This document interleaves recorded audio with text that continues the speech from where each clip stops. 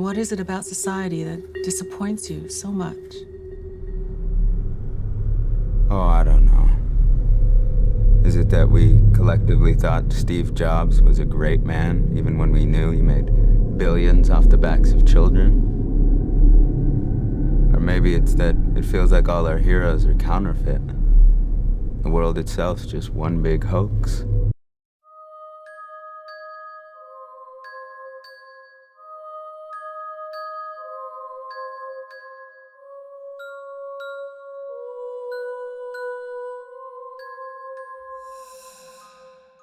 For an individual to become free, they must first understand the foundation of their current reality, a reality that is heavily shaped by social constructs.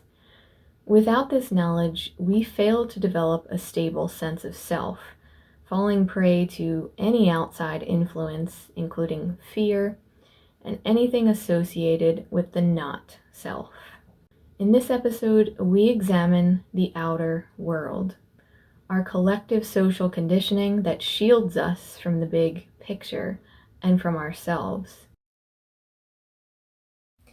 Have you ever noticed how someone can be super self-aware, really intelligent, really empathic, and yet at the same time, they're very naive?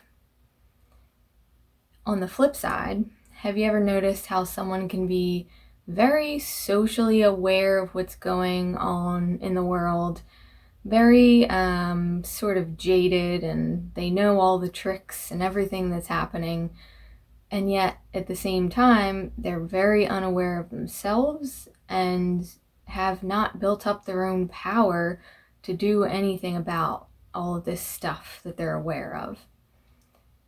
There's a reason for this. This is two sides to the same coin, which is people who have inner awareness but no outer awareness, and people who have outer awareness but no inner awareness. As within, so without.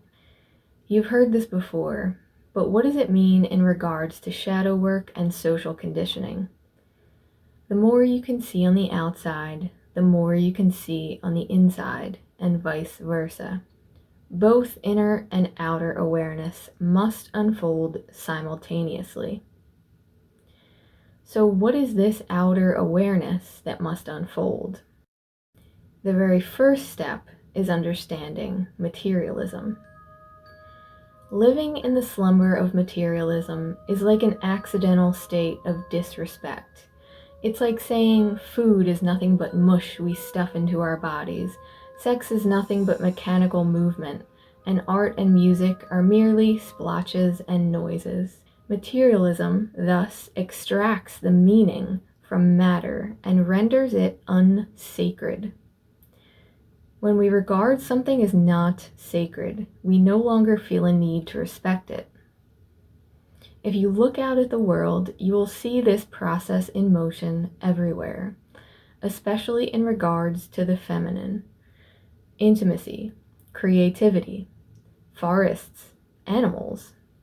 Even our own feelings have been deemed meaningless, a nuisance, and an interruption to our ability to, quote, function, aka serve the economic system.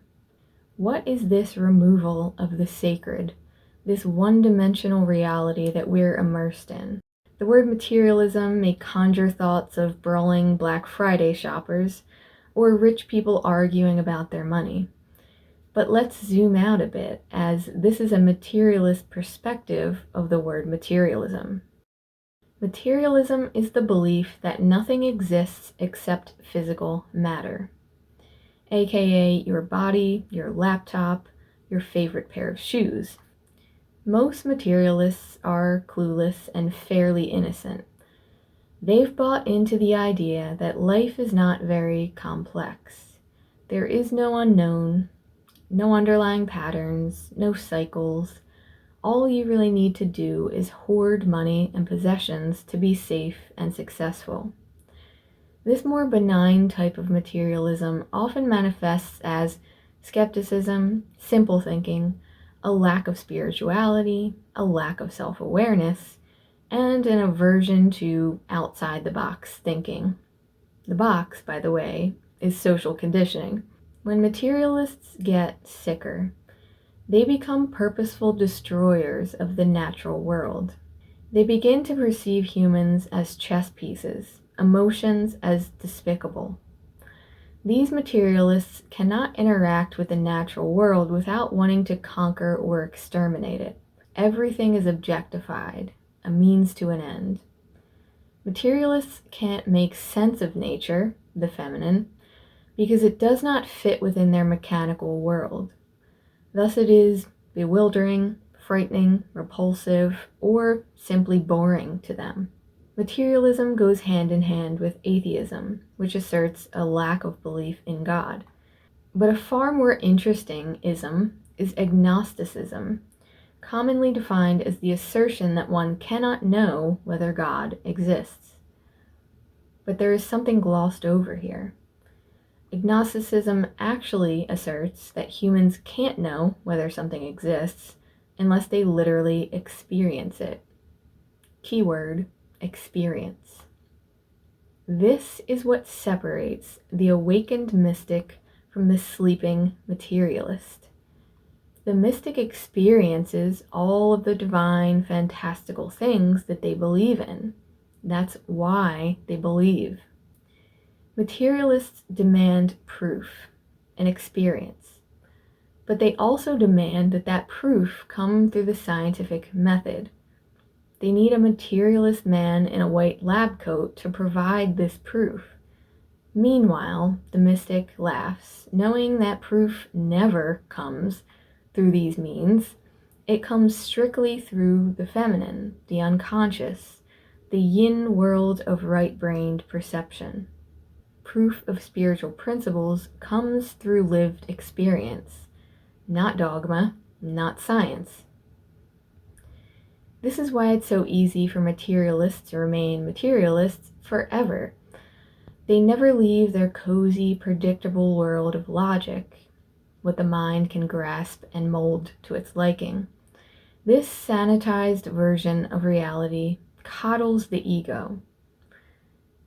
It helps the individual feel that they are in control, never wrong, never weak, never ashamed. Now, connection is a natural phenomenon, but materialism rejects nature. Therefore, materialists can't always see when there are underlying connections between things. They can only see simple cause and effect on the surface. The implications of this are massive.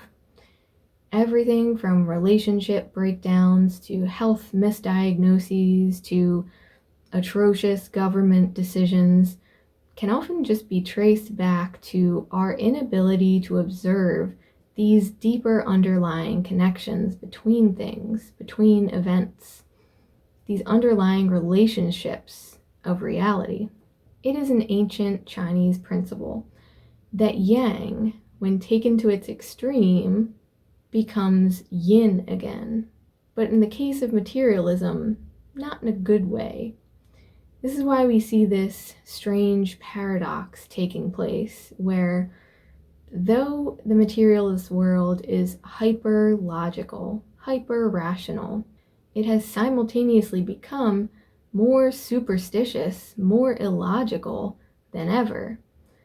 And what is superstition and illogical behavior? Well, it's the extreme negative expression of yin.